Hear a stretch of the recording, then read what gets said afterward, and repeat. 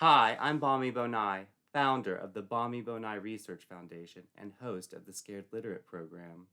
Thank you for joining us on our second installment in the series. This week, we will be reading the Boneye rendition of the quintessential American urban legend, The Hook. So take a load of this literacy.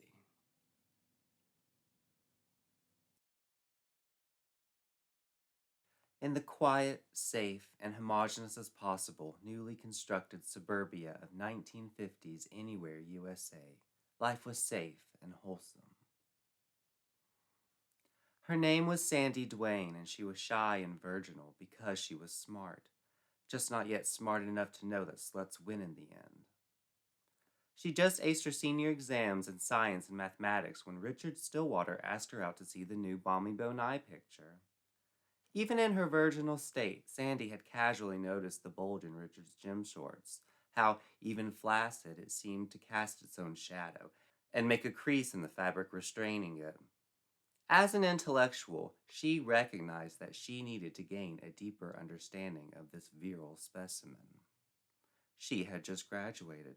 She was 18, so why not see what second base was all about? That evening, Richard picked her up in his cherry red hot rod and they took off to the cinema.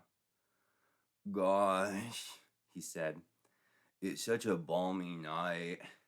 Hate to go into a crowded, sweaty movie theater, you know? That did make sense. It was such a lovely evening and a beautiful sunset. Yes, Sandy said, twirling her hair around her finger. The Lord blessed us with a lovely night. It would be an affront to his divine creation to not appreciate it. But I don't know where else we can go. I can think of somewhere quiet where we can talk. I can't wait to have you talking all over me. Well, you're going to talk to me too, right? Yeah, baby. We're gonna communicate together, he said. And with that, he turned onto Lover's Lane. They pulled into a spot overlooking the town and rolled down the windows. Crickets chirped and trees sighed through the gentle breezes of the night. How quaint, how wholesome. Two attractive, consenting young adults, raging with hormones, alone in the dark. How utterly provocative. Hey, Sandy, how about some tunes? Richard asked, turning on the radio. It was one of Sandy's favorite songs. I love this tune. Me too, Richard said.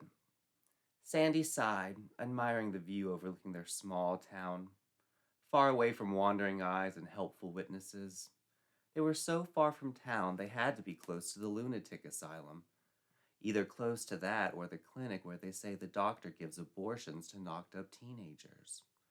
How sad, Sandy thought. Just then, the moonlight shone onto her cleavage, and, like a siren in the ocean, her breasts beckoned Richard close to her. Sandy? Yes, Richard? Can I kiss you? Oh, thank you for respecting my autonomy and asking for clear and valid consent, she said. Kiss me, Richard. Kiss me respectfully. They started making out, and it was so crazy passionate. Sandy felt like she was coming undone. She'd never felt such strong stirrings and pulsations. Thoughts of political platforms, female-owned small businesses, and mathematical theorems left her brain entirely. Sandy was a woman standing on the edge, and she was ready to jump. When suddenly, the song was interrupted. Attention, Anywhere USA residents. There is a dirty, disgusting, depraved psycho on the loose. Be advised that, like all mental patients or anyone with any type of mental health issue, he is dangerous. And, like all amputees, the hook he has for a hand I love this is song. This man is on the loose, looking for new bile victims and make and Richard, Sandy said, turning off the radio, now feeling vulnerable and exposed in the dark, secluded wilderness. Hey, that was my favorite tune. Richard, weren't you listening? There's a dirty, hook-handed lunatic on the loose. Oh, come on, babe. What are the odds that a violent lunatic would come to the same spot as us? Hang on, I'm really good at math and statistics, so I can calculate it in my head. Sandy, don't. Why? You don't like smart girls? Maybe I'll be the first female president, or an academic who develops some sort of female math. The only math I want to do right now is math with our bodies. Me plus you equals. Oh, Richard. And so, they resumed making out. It got absolutely sexual, and Richard totally got her boobies out. The trend at the time, bullet bras, were so deceptive to young men that Richard always expected them to look more conical. But he still liked the way they actually looked. Especially Sandy's Primo nays. Sandy, always the brainy wallflower, had never been seen this way, and she took shameless pleasure in it. Just then, she saw the gleam in the mirror. The hook! Richard! Sandy covered her bosoms and ensured that the doors were locked. What's your problem? Shh! She scanned the dark forest surrounding them. There's someone out there. I saw something. Oh, come on. Richard, take a woman seriously when she advocates for herself. I'm not hysterical and I'm not over emotional, so have enough emotional intelligence to realize that. Whatever. I guess you don't want to stay, Richard said, begrudgingly starting the car. It's so hard and you didn't even see it. What is? You know. Well, we don't have to leave right away. I mean, like you said, I didn't even get to see it. Do you want to see it? Yeah, I have a curious mind. Science, biology. Richard pulled it out. Xiphoid process. It was almost as if instinct took over Sandy's body, and her hand moved toward the big dick as if all of her ancestors and ancestresses had imbued her with their knowledge and expertise. Richard was a strong and confident man, yet he was turning into a puddle of moans and whimpers at her touch. Could it be that a woman's true strength was in pleasing a man? Were her notions of studying science, technology, engineering, and mathematics some sort of rebellion against her true calling? After all, Richard was going to be a doctor or a lawyer. Why should she? Wouldn't that be redundant in a marriage? No. She let go of Richard's slippery wiener.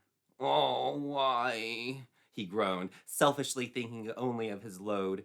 The car stilled to an awkward silence, except for a sloshy clicking sound. Do you hear that? Sandy asked. It's like a... It sounds like someone's jerking off, Richard said. And just like that, a rang throughout the night. Richard started the car. Sandy saw a gleam in the night and screamed, "The hook is coming for us!" Richard threw into reverse and peeled out, speeding back into town. They parked in front of the police station, and Sandy, like a lady, waited for Richard to open her door. When he crossed over to her side, he screamed. Sandy looked in the rearview mirror and saw that the psycho killer's bloody hook was stuck in the handle of the door. And beside that, the madman's load. Sandy screamed and fainted under the crushing realization of the danger she just narrowly escaped, and the extent of the voyeurism she had been subjected to. When she came to, she was on a couch in the police station. All around her, officers answered calls and tapped on strange devices. "Hey, Needlebuyer, that crazy girl's awake," she heard someone say. She turned toward who spoke and saw an officer in his 40s approach her. "Hey there," he said. "Did you get him?" Sandy asked. "Did you find him?" Find who exactly? "The escaped lunatic. The man with a hook for a hand. He stalked us up at Lover's Lane. We found his hook on the car door. He was trying to get into the car." Okay, calm down, miss. The officer seemed nice. What's your name? Sandy Duane. She suddenly realized that she was alone. Where's Richard? Who's Richard? My date. The man who drove me here. What's going on? Are you looking for the escaped mental patient or not? Where's Richard? Richard who? There was no man with you, miss. Richard Stillwater. He's the star quarterback. We won our senior homecoming game because of him. Everyone in town knows Richard. He and I were on a date. I had his penis in my hand when the lunatic attacked us. The officer heaved a heavy sigh. I'll be back. Please have a seat, miss. Sandy Duane sat in the police station, nervously taking in the unusual surroundings. Officers peered at skinny television sets on their desks and spoke on strange, small, narrow rectangles. The force itself seemed to be completely racially integrated. Black officers with white officers, and even officers of surprising new races Sandy had never seen before. When a female officer approached Sandy with a cup of water, she was amazed. Female officers? Wearing pants? How brave. How remarkable. Here's some water, Miss Duane, the female officer said. You seem a bit shaken. Just a sip of the cool water soothed Sandy's mind. She had to ask, does your husband worry about you working such a dangerous job? I'm a lesbian, miss. I've never heard of that Christian denomination. Sandy sighed. I have a horrible feeling. This place is very odd. Have you seen Richard? No, miss. In fact, we're having difficulty identifying you. Okay. Well, my name is Sandy Duane. My father's name is Wayne Duane, and my mother is Shayna Duane. We live at 1214 Fontaine Lane. What's going on? Is someone going to explain? Sandy, what's your social security number? Officer, what is going on? Why am I being kept here? Miss Duane, an elderly sergeant said, approaching Sandy. Thank you, officer. The female cop left, and the sergeant took the seat beside Sandy. He asked her again to recount the events of the evening, and Sandy complied. After listening to her story of the hook, he sighed deeply. Sergeant, I don't know how many more times I can tell that story. Now where is Richard Stillwater? Miss Duane, I don't know how to tell you this, but Richard Stillwater has been dead for 73 years. Sandy bolted to her feet. That is ridiculous. I had his wiener in my hands not 3 hours ago.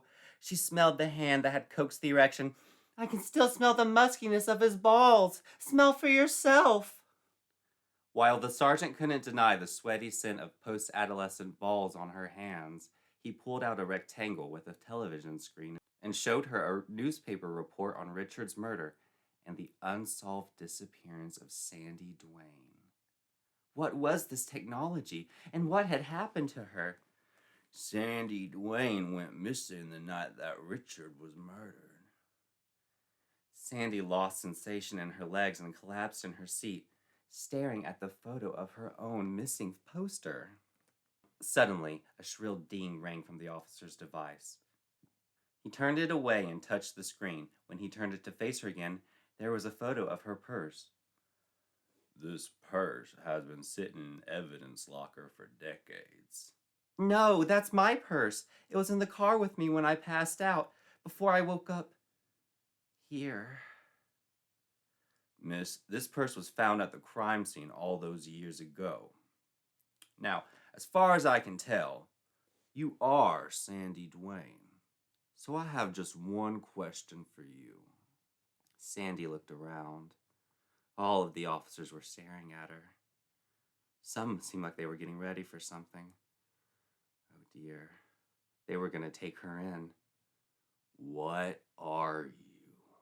The sergeant asked. Sandy sprinted out of the door and into the night, clueless about the new world she was seeking refuge in. So many more buildings and so many more cars. And what was her plan? Somehow she had successfully fled the police, But how long could this fugitive freedom last? She had no name, nowhere to go, and no one in her life. The first step was getting out of Anywhere, USA. If she could get distance, she could move more easily without detection. Unfortunately, that night, Sandy sat in a truck stop bathroom sobbing, knowing what she was going to have to do to survive. All she ever wanted to do was study science, technology, engineering, and mathematics. And now she was in an unfamiliar world felt far beyond her understanding. She was an outsider. She was a fool. And now she was about to become a hooker. She wished she had never met Richard Stillwater or consented to engage with premarital heavy petting. Sandy Duane sold her virginity to a trucker in exchange for a ride to Springfield. But she was lucky that John was a kind, family man who didn't murder her. In fact, he told her that she reminded him of his own daughter and gave her some pretty smart pointers on how to better whore herself out in this modern day and age. He taught her about OnlyFans and even bought her first burner phone. After that, he took her to a party and introduced her to some friendly strippers and cross-dressers that he liked to party with when he was on the road. Sandy had never been much of a social butterfly, so it felt great to be so readily accepted. Perhaps prostitution wasn't ideal, but she found it a testament to her resilience that she was able to build a stable, narcotics-fueled life for herself. In fact, she had always been a bookworm, so dancing and stripping was actually liberating for her self-esteem. While prostitution paid the bills, Sandy realized that a successful social media was a great way to get paid more money to have sex with more attractive people, which made it easier. So she got plowed and pounded, she got spun and spanked, all the while fueling her dreams of studying in a university. Despite her fears that it would alert the FBI, Sandy used her social security number and real name to enroll in a local community college. Maybe I'll become an astronaut or a CEO, she told one of her Johns before he shoved his foot in her mouth. Sandy's brain worked just as hard as her vagina and nipples for 2 years, and she earned an associate's degree. With enough money from tricking, she transferred to Anywhere University. Was this the town she had known all those years ago? Had the time paradox scrambled her memories? Or was it the ketamine? The town seemed familiar, but not personal. For the first time since the hook got her, she thought about her former, more wholesome life as a bookish introvert in the 1950s. But now, as a pornographist, she was a very, very popular co-ed. It's funny how time has a way of changing things. One night, she got a DM about a collab with the university's quarterback, Mitchell Silverdollar, asking to film something adventurous and exhibitionistic. Mitchell picked her up in a luxury SUV he claimed he bought from his pornographic earnings, but the truth was that it had been a graduation gift from his grandmother. They parked in the woods and were setting up shots when an eerie sense of deja vu overcame Sandy. If only they had been filming anal, she wouldn't have ignored the disturbing feeling in her gut and wouldn't have continued the shoot. Just then, all the burner phones in the car dinged a chorus of emergency notices. It was a Stillwater alert. A dangerous criminal had crashed the transport car during a prisoner transfer and was currently on the loose. "We have to get out of here now," Sandy said. "There's a hook-handed psycho out there." "That is so ableist," Mitchell said, erection in hand. "Do you know that the words you say impact the feelings of other people? That you're perpetuating a stigma against mental illness? I'll have you know that I suffer from anxiety and depression." "This is serious, Mitchell. I want to go now." Sandy looked out of the window but couldn't see beyond the glare of their LED lights. Then there was a thud on the side of the door. "What was that?" Mitchell said, stowing his bricked member. "Mitchell, just go! It's the hook!" Someone pulled on the handle of Sandy's door, trying to break in. Mitchell floored the car and drove out of the woods toward town. He drove them to the police station and got out of the car. "No, Mitchell, don't leave me." But he ran into the station. Dread set heavy in Sandy. She didn't want to turn and look into the mirror. She didn't want to see the bloody hook hanging on the doorknob, and she didn't want to pass out like she had all those years ago. She didn't want to wake up and relive the same nightmare all over again. She didn't have the energy to rebuild her life in a new time all over again. But Sandy wasn't the same scared girl she was that night. Now she was an educated, feminist sex worker. So she strengthened her resolve and opened her own door. Then she walked into the police station and made a report on what had happened that evening. Sandy Duane escaped the hook and lived to tell the tale. The escaped prisoner was apprehended, and Sandy went on to get a degree in intersectional feminist rocket science. She later ran a political campaign with women in STEM fields as her platform and became a senator at age 46. Unfortunately, at age 48, she died from cardiac arrest after a relapse on cocaine. But from that day forward, Sandy Duane never hooked or time traveled ever again.